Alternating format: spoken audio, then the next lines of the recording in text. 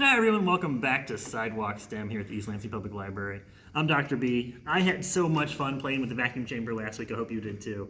So I thought we should bring it back out again for a quick follow-up Sidewalk STEM video. So we've got our vacuum chamber, our device that's going to, when it's operating, remove air from this chamber here, basically creating this kind of vacuum of space inside this little jar. But we saw what happened when we did a little bit of water.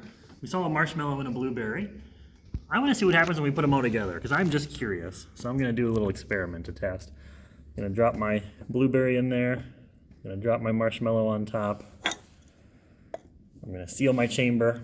I'm going to hold that down as I start to remove the air. I'm going to use the syringe here to start to create the vacuum. And already you can see bubbles are forming. Oh, wow. Okay, this is delightful. Look at all that air and all that bubble. I think we've got air escaping from the blueberry, which we can see by the fact that it's bubbling through the water. Air escaping from the marshmallow expanding while it's also absorbing water. It's got a lot of chemical and physical things going on right now. Our blueberry's almost kind of dancing around in there. And all those gases that were dissolved in that water are starting to escape now. That is just delightful. All right, I think that's about as much of a vacuum as this chamber can form. You can see the bubbles just kind of percolating up through the water and escaping into the jar. Maybe we'll pull a few more out of there. All right. And theoretically, as each of those bubbles goes to the top, enters the atmosphere of the jar, with each new pull, I might be able to sneak a few more of them out of there, strengthening our vacuum even more. All right. I'm going to go ahead and now reintroduce our pressure, let our air back inside, and 3, 2, 1. Oh, that's fantastic. That's almost like an inverse Cartesian diver. So we saw the blueberry was floating at the beginning, probably because it had enough air inside of it to make it buoyant, so it was less dense than the water, able to float on top. We were able to maybe steal a lot of that air out of the blueberry into the jar, through the syringe and out into the room. And then when the air pressure went back in, that blueberry had less air inside, potentially. That makes it more dense, less buoyant, sinks down to the bottom of the water. And our marshmallow is so tiny. Really got shrunk down as that pressure came back in, despite being sort of waterlogged. Oh, that was a lot of fun. Let's look at one more thing.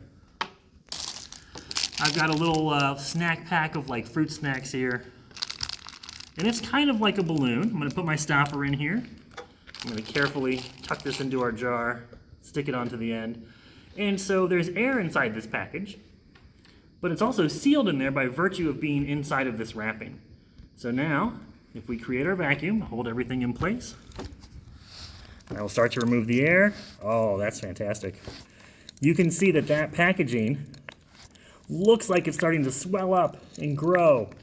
What's really happening is there's the same amount of air inside that package as when we started, but the pressure inside the package was pretty stabilized with the pressure in the room, and it kind of had the shape and size that it did. Now that there's almost no air inside the jar, it's a very low pressure system, this vacuum we've created, the air inside is able to put a lot more pressure, relatively speaking, against this wrapping, and it expands out. It's filling more volume. I'm going to see just how hot we can get it. I'm trying to get as much air out of there as we can, and that might be the limit of our chamber at the moment. And then you might kind of guess what's going to happen when I pull this stopper out and let the air from the room back into this jar, reintroduce all that air pressure, that atmospheric pressure. And I'll do that in 3, 2, 1.